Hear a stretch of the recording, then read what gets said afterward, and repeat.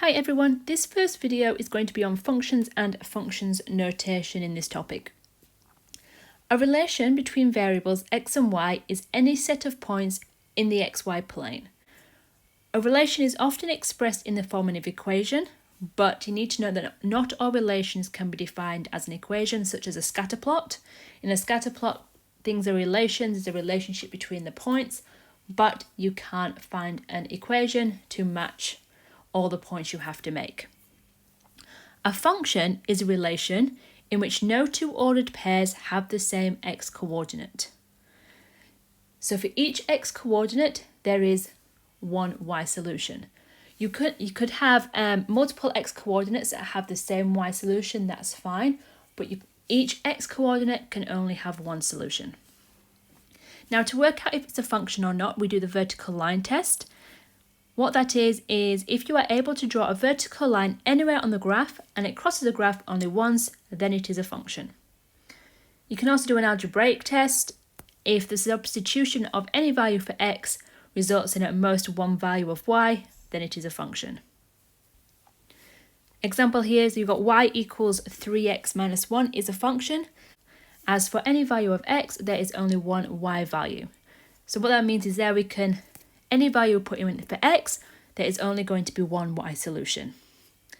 X equals y squared is not a function because, for example, if x was 4, you'd have 4 equals y squared.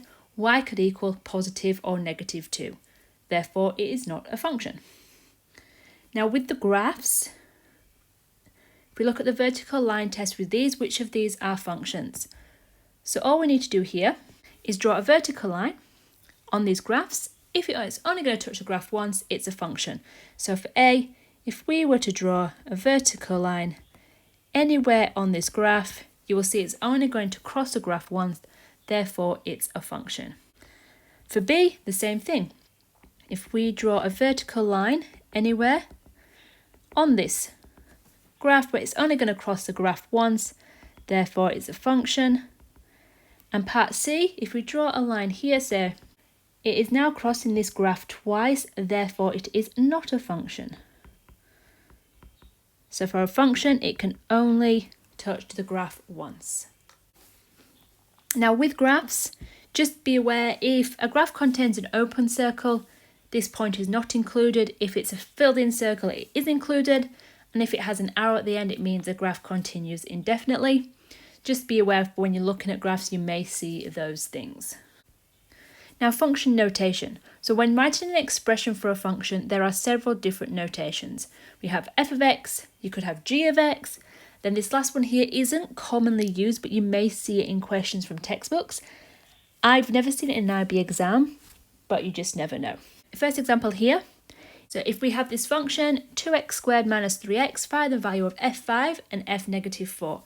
So when we see this f and then in brackets 5, that means we are replacing our variable in the function with 5. So what this means here is that we would do 2 multiplied by 5 squared minus 3 times 5. So when it's in the brackets, the number, it means the variable in the equation is replaced with that number. So this will be 2 times 25 minus 15. Just work that out and you'll get 35. And then with B, it just means our x is going to be negative 4. So it'll be 2 multiplied by negative 4 squared minus 3 times negative 4. As you are doing AASL as well in the IB, you would be expected to be able to do these without a calculator. Now this one will be 2 times 16, negative 4 squared is positive. And then this will be plus 12 because you've got minus 3 times minus 4. So this would end up being 44. Example 2, if the function f of x equals 5 minus x squared, find in simplest form f of negative x. So this means wherever we have an x, we need to write negative x instead. So we'll have 5 minus x minus x squared.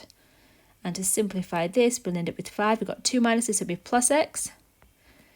Minus x squared, this will stay as minus x squared because the minus x squared is positive, and then we apply the minuses out the front. And B, when the function x plus 2. So wherever there's an x, we now replace it with x plus 2. So we'd have 5 minus x plus 2 minus x plus 2 all squared. Now it says it in simplest form, so we need to simplify this.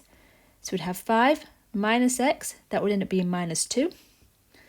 Now x plus 2 all squared expands to x squared plus 4x plus 4.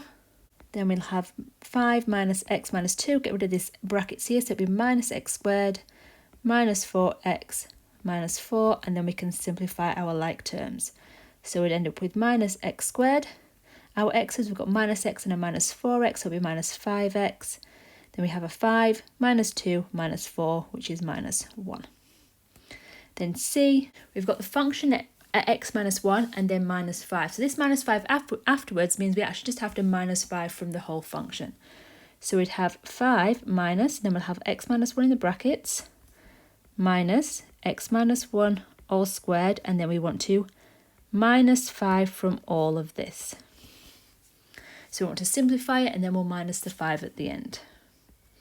So this would end up being 5 minus x plus 1 minus, and then expand this brackets, which would be x squared minus 2x plus 1. Then we've got the minus 5. Then we can just simplify. 5 minus x plus 1, we'll leave that the same at the moment. Then we'll have minus x squared plus 2x minus 1. Then we've got our minus 5. So we'll have minus x squared. X's, we've got minus x plus 2x, which will give us plus x.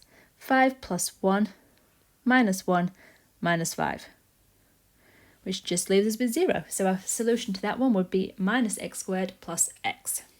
And that is the start of functions and function notation.